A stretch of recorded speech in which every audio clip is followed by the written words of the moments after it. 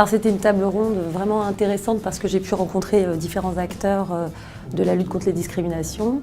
Pour moi ça a été une expérience très enrichissante, surtout que j'ai vu que le plateau était féminin, jeune, expérimenté, avec des gens intéressants et très impliqués dans leur domaine d'activité.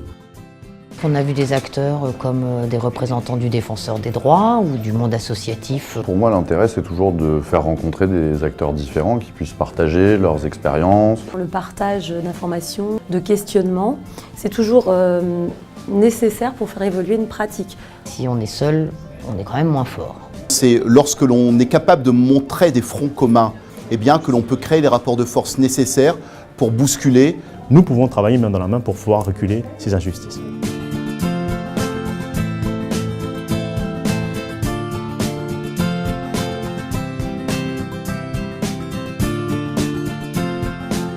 La lutte contre les discriminations, c'est un champ qui est vaste. Il y a des discriminations.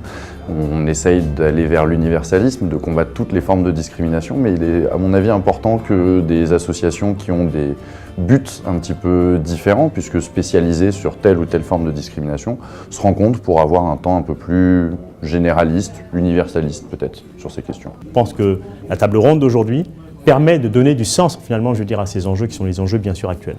C'est particulièrement dans l'actualité parce qu'il me semble que beaucoup des tensions que la France connaît sont liées justement au fait de ne pas traiter ces sujets d'inégalité profonde que ressent toute une partie de la jeunesse à juste titre. L'ANI développe des actions de médiation et de sensibilisation avec les jeunes sur les questions de discrimination, mais a élargi son champ d'action aux questions de racisme et d'antisémitisme. Et cette journée l'a prouvé, puisqu'elle a permis à des jeunes de monter des projets à la fois artistiques, socio-culturels sur ces questions. Là, on a vu des très belles choses, on a vu des courts-métrages, de la danse.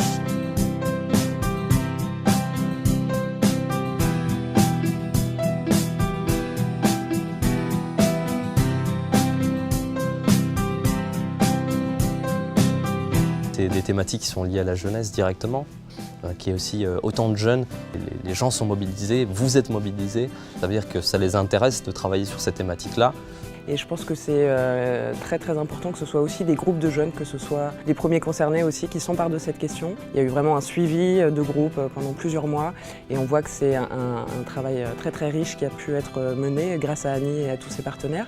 Je pense que c'est important pour la mairie de Paris de soutenir des initiatives associatives qui puissent fédérer des groupes de jeunes, des groupes de premiers concernés par ces questions-là, dès le plus jeune âge, qui puissent conscientiser ces questions, ces enjeux et puis se mettre en mouvement aussi autour de productions de supports artistiques. Et du coup, la variété des supports montre aussi la manière dont ils ont appréhendé le sujet. Il est important que nous continuions à lutter contre ce que j'appellerais un fléau. Les discriminations touchent les Français. Je tiens absolument à remercier déjà aujourd'hui les partenaires qui nous suivent. Sache que nous n'allons pas arrêter. L'année prochaine, c'est la 5e édition que nous préparons. Il faut que nous restions mobilisés sur ces questions.